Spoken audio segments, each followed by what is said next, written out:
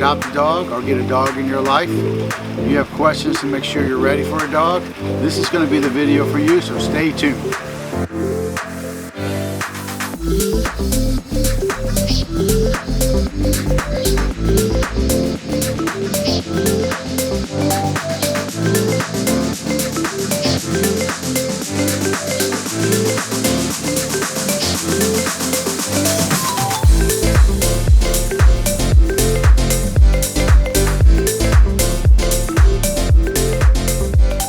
Alright, welcome back to Ranger Dog Training. We're going to be talking about what it takes to own a dog, adopt a dog, get a puppy, and things you should know before you even do it. Are you financially set to take care of a dog? Do you have the time to take care of the dog? Do you have the patience to take care of the dog? And you're willing to go the extra effort and make that commitment to take care of that dog for the rest of its life. So step one is financially. You want to make sure that you can financially take care of this dog, that you could pay for its food, no problem. Just give him a good round diet. Take care of it medically, his preventatives. If an emergency comes up, can you take care of that emergency? Make sure you're prepared for that, because dogs can be just as expensive, just like kids. They come up with medical bills, health issues, just general health checks and everything. So make sure you're ready for that. If you can do that, that's your first step. Your next step is to make sure you pick the right dog. What type of breed do you like? What type of energy level do you like?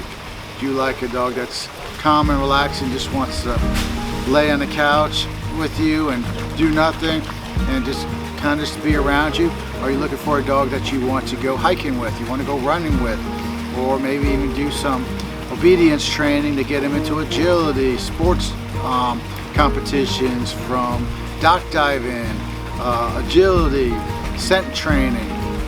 These are things that you want to look into. Picking a breed that's good with kids. Being good around kids is looking at. So I suggest you to go and look up a breed, and look up a few different breeds and look at them.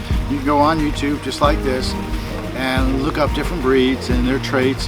What are their health issues? What are the care for them? Do you have to brush them a lot?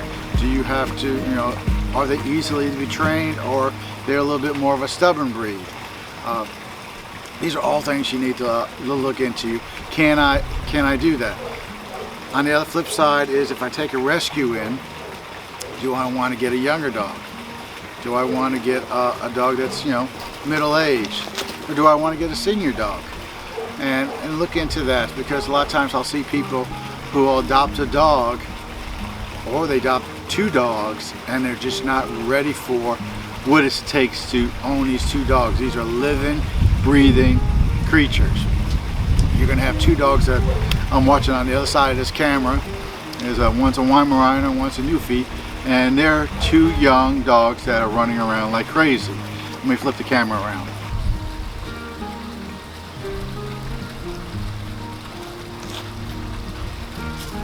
So these are two puppies. Are you ready for this energy? Are you going to put the time in to work with these dogs? Are they going to chew things up? Of course, you got to be ready for that. So look at what type of breed of dog that you're looking for, and what type of energy level that you want in a dog, and can you handle that? There's tips that I like to talk to people to do is, take your dog for a walk every day. We always talk about exercise your dog, train your dog, and play with your dog every day. So give them a little exercise, give them a little training, and give them a little playtime. Your dog will be a lot happier that way. Sometimes people ask about questions about owning two dogs. It's different than owning one dog. You have to be that pack leader mentality to take care of two dogs and be the leader to guide them. We're not going to be dominant, but we want these two dogs to listen to us, to take care of those dogs. It gets to train. I highly recommend everybody to do some kind of training. Research different trainers near you. Look for a trainer that's going to teach you how to get your dog to walk walk beside you and not pull you down the road, and make it a little bit more enjoyable. We call it walking with a purpose, or structured walk. Some people call it as you're going to be walking with that dog. The dog can't sniff, he can't smell, and he can't mark. What happens with that, it's people are like, that's no fun. Well, what you do is you're going to start turning around, the dog's going to go, hey crazy person. Okay, now you can go sniff. Hey crazy person, now you can go potty. Hey crazy person, now you can go greet that person. So now that dog's going to start looking to you for guidance, looking to you before they do anything. Yeah, so they're looking to you, see what to do. So just imagine if you had a kid when they're 4, 5, 6 years old, and you go to our amusement park. Pretty much you might have them right next to you holding their hands, stay with me, get them on the rides. If they get a little bit older, you just give them, say, okay, I want you in my eyesight, and you can go a little bit further.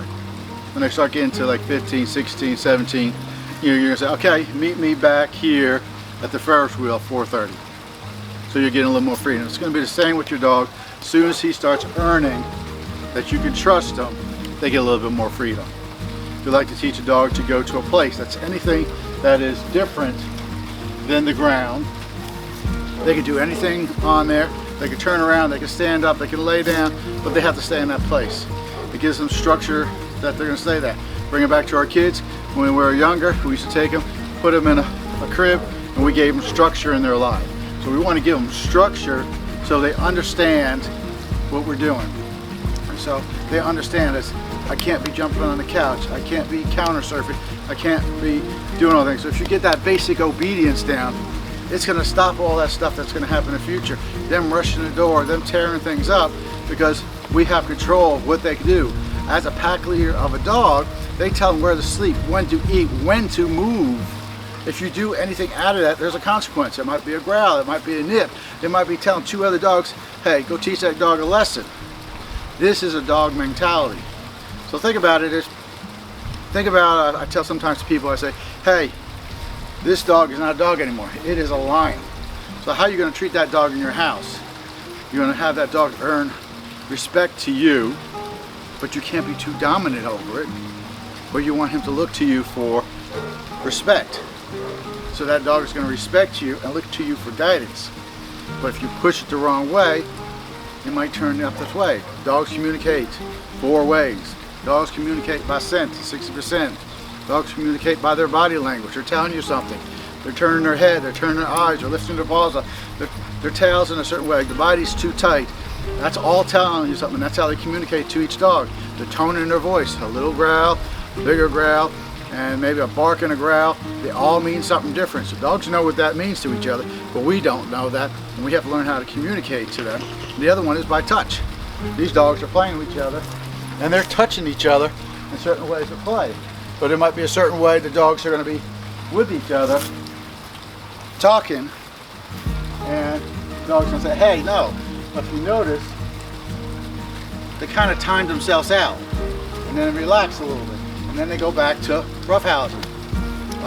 If you have 2 dogs and they're playing with each other, and if you feel uncomfortable, just break them up, give them a little time out, and let them go back and play again. Dogs, they play like this. We're trying to get these 2 puppies tired out, and then they're going to go in their kennel time. I've seen so many times people, they go to adoption events, or they go to a breeder or some place like that, and they'll get a dog and they get it on a whim. It looks so cute, it looks so sweet, and then they get it home and they're not prepared. They get home, what do I do? My dog's tearing up the house. Well, you're crate training your dog. I always tell people, crate train your dog for 1 year.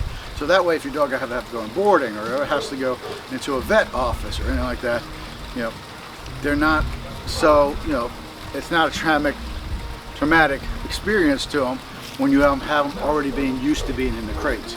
Crate train a dog when you're home, because most of the time people try crate train their dogs. They put the dog in a crate and they leave. So now the dog knows every time I go into that crate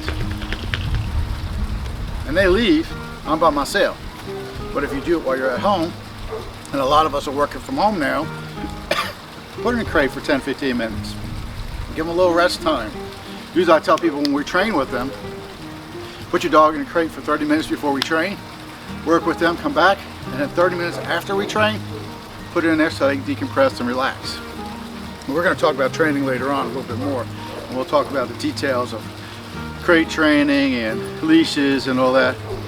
And we'll, if you like these types of videos, please give us a thumbs up, hit that subscribe button, the notification, so you don't miss out on any of these videos. We're going to try to post this type of video every single Friday for a couple series, so you can go through that, and we'll be posting some other videos.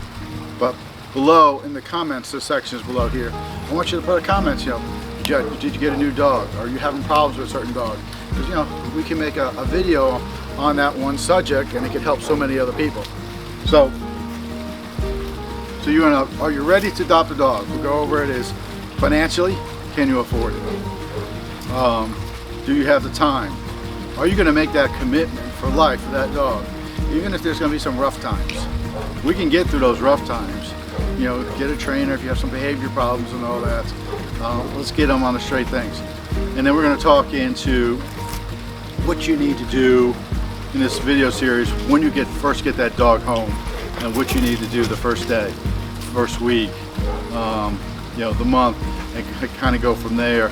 We'll also be talking about what type of tools we need to use, different types of leashes, different types of collars, different types of crates, even food, different types of food. We use a food that has live probiotics in it. It helps the dog's stomach, because a lot of times a new dog will come home, or a rescue would come home, and they're still nervous. I'm hoping these dogs don't knock my camera over. Right now, when this is being filmed, it's right near the holidays. Please don't go out and get a puppy or adopt a dog for someone as a gift. They have to be involved in that choice. Say, I want to get you a dog, but they have to be involved in it, because sometimes people, they love animals, but they just don't have the means to take care of them. They just don't have the time, maybe with their job. So just think about it.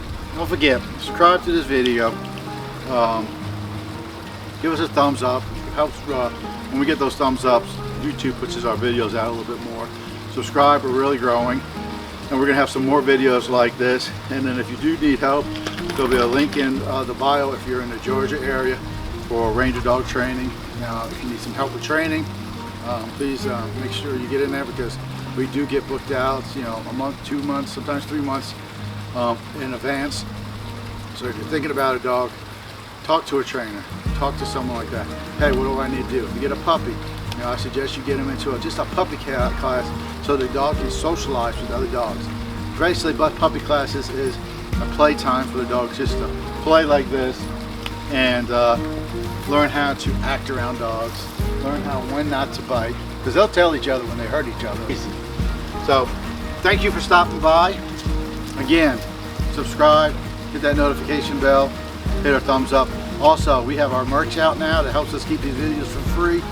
We've got hoodies, jackets, our training beds, everything on that is at rangerpup.com. 100% of those proceeds go to our nonprofit section, and with that nonprofit section, we help homeless dogs get matched up with a veteran, either be a therapy dog or a service dog with them. So thank you for stopping by, and I look forward to seeing you in the next video.